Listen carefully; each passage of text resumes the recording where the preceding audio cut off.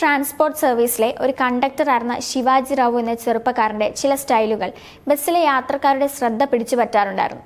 Ticket കൊടുക്കുന്നതിലും പേന വായിലേക്കിട്ട് കടിച്ചു പിടിക്കുന്നതിലും തന്നെ ശ്രദ്ധിക്കുന്നവരെ ഒരു കണ്ണടച്ചുകൊണ്ട് ചിരിച്ചു കാണിക്കുന്നതുമെല്ലാം അയാളുടെ സ്റ്റൈലുകളായിരുന്നു.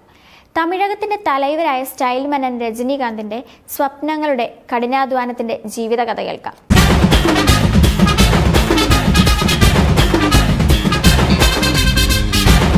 ശിവാജി റാവു ഗൈക്വാദ്, അതായിരുന്നു അദ്ദേഹത്തിന്റെ യഥാർത്ഥ പേര്. തോറ്റു പോയിടത്തു നിന്നും ആട്ടിപ്പായിച്ചവരുടെ മുന്നിലും തല ഉയർത്തി നിന്ന് അയാൾ ഇങ്ങനെ പറഞ്ഞു: വീണവൻ വാഴും, വാണവൻ വീഴും. തുടക്കം വില്ലനായി, പിന്നെ സഹനടൻ, ഹീറോ, സ്റ്റാർ, സ്റ്റൈൽ മന്നൻ, സൂപ്പർ സ്റ്റാർ, ഇന്ന് തലൈവർ. ഇന്ത്യൻ സിനിമാ ലോകത്ത് 4.5 പതിറ്റാണ്ടിൽ ഏറെയായി നിറയുന്ന ഒരേ ഒരു സൂപ്പർ സ്റ്റാർ. ഏഷ്യയിൽ തന്നെ ഏറ്റവും കൂടുതൽ പ്രതിഫലം പറ്റുന്ന ചുരുക്കം നടന്മാരിൽ ഒരാൾ. ജപ്പാനിൽ ആദ്യമായി ആരാധക വൃന്ദത്തെ ഉണ്ടാക്കിയ ഇന്ത്യൻ നടൻ. മുത്തു എന്ന രജനി ചിത്രം 200 ദിവസത്തിലധികമാണ് ജപ്പാനിൽ ഓടിയത്. ഇന്ന് തമിഴ്നാട്ടിൽ ഏറ്റവും അധികം നികുതി നൽകുന്ന താരം. പറഞ്ഞു പഴകിയ ഈ വാർത്തകൾക്കപ്പുറം ആരാണ് രജനീകാന്ത് എന്നും എങ്ങനെയാണ് അദ്ദേഹം സിനിമയിൽ ഇത്രയും വളർന്നതെന്നതിനും കൃത്യമായ ഉത്തരമില്ല, ഇനി ഉണ്ടാവുകയുമില്ല. പറഞ്ഞറിയിക്കാൻ പറ്റാത്തൊരു വികാരമാണ് തമിഴർക്ക് രജനീകാന്ത്. ഒരു സാധാരണക്കാരന് സിനിമാ ലോകത്ത് എത്തിപ്പിടിക്കാൻ പറ്റാത്തത്ര പദവികൾ, പുരസ്കാരങ്ങൾ, സമ്പത്ത്, ജനങ്ങളിലുള്ള സ്വാധീനം, അങ്ങനെ എല്ലാം രജനിയോളം മറ്റാർക്കും ഈ നൂറ്റാണ്ടിൽ നേടാൻ കഴിഞ്ഞിട്ടില്ല. കഷ്ടപ്പാട് നിറഞ്ഞ ബാല്യം. 9ാമത്തെ വയസ്സിൽ രജനീകാന്തിന് തന്റെ അമ്മയെ നഷ്ടമായി. വളർന്നപ്പോൾ ശിവാജി നഗറിൽ കണ്ടക്ടറായി ജോലി. പിന്നീട് യാദൃശ്ചികമായി കണ്ടുമുട്ടിയ ഒരു കൂട്ടുകാരി നൽകിയ ധൈര്യത്തിൽ അഭിനയ ജീവിതത്തിലേക്ക്.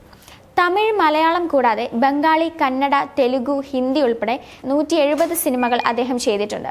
അങ്ങനെ പല ഭാഷകളിലായി 5 പതിറ്റാണ്ടിലേറെ നീളുന്ന സിനിമാ ജീവിതം. രജനി ഒരു പടത്തിന് ഒപ്പുവെച്ചാൽ ആ പടത്തിന് കോടികൾ കച്ചവടം നടന്നു കഴിഞ്ഞു എന്ന് ഉറപ്പിക്കാം. തന്നെ വിശ്വസിച്ച് പണം മുടക്കുന്നവർക്ക് നഷ്ടമുണ്ടാകരുതെന്ന് മാത്രം ചിന്തിക്കുന്ന ഒരു മനുഷ്യൻ. ഇന്ന് ഇന്ത്യൻ സിനിമയിൽ ഇത്രമാത്രം ഗ്യാരണ്ടി തരുന്ന മറ്റൊരു നടനില്ല എന്നതാണ് സത്യം. രജനീകാന്തിന് മാത്രം അവകാശപ്പെട്ട മങ്ങാത്ത താരപദവിയുടെ രഹസ്യം കൃത്യമായി അപഗ്രഥിക്കാൻ കഴിയില്ല. ഈ പ്രായത്തിലും തന്റെ ഓരോ സിനിമയിൽ ചെറുപ്പം കൊടുത്ത് അഭിനയിക്കാൻ അദ്ദേഹത്തിന് സാധിച്ചിട്ടുണ്ട്. 2018 സിംഗപ്പൂർ മൗണ്ട് എലിസബത്ത് മെഡിക്കൽ സെന്ററിൽ ഗുരുതര ആരോഗ്യ പ്രശ്നങ്ങളുമായി അഡ്മിറ്റായ രജനിയുടെ മടങ്ങിവരവിനായി സ്വന്തം ജീവൻ തന്നെ ബലി കൊടുത്ത ആരാധകരുണ്ട്. 2016 വൃക്ക മാറ്റിവെച്ച രജനീകാന്ത് 2023 കാണിക്കുന്ന പ്രസന്നതയ്ക്ക് അദ്ദേഹത്തിന്റെ ആത്മീയ ജീവിതവുമായി ബന്ധമുണ്ടെന്ന് വിശ്വസിക്കുന്നവർ ഏറെയാണ്. ഓരോ ചിത്രത്തിന് ശേഷവും രജനി ഹിമാലയൻ യാത്രകൾക്ക് പോകും. ഋഷികേശിലെ ബാബ ഗുഹയിൽ ധ്യാനിക്കും, ക്രിയായോഗം പരിശീലിക്കും. ഹിമാലയത്തെക്കുറിച്ച് ചോദിച്ചാൽ തനിക്കൊരിക്കലും മടുക്കാത്ത സ്ഥലം എന്നാണ് അദ്ദേഹം പറയാറുള്ളത്. എന്റെ വിശ്വാസമാണ് എന്റെ രക്ഷയും വിജയവുമെന്നും നല്ലവൻ ഉറപ്പായും വിജയിക്കും, കുറച്ച് സമയമെടുക്കുമെന്ന അദ്ദേഹത്തിന്റെ വാക്കുകൾ ഒരുപാട് പേർക്ക് പ്രചോദനമായിട്ടുണ്ട്. സ്റ്റൈലുകളുടെ രാജാവ് ഇന്ന് സിനിമയിൽ ഒരു വലിയ ബ്രാൻഡായിട്ട് 47 വർഷങ്ങൾ. തേരോട്ടമാണ്, പടയോട്ടമാണ് തിയേറ്ററുകളിൽ എത്തുന്ന ഓരോ രജനി ഷോയും.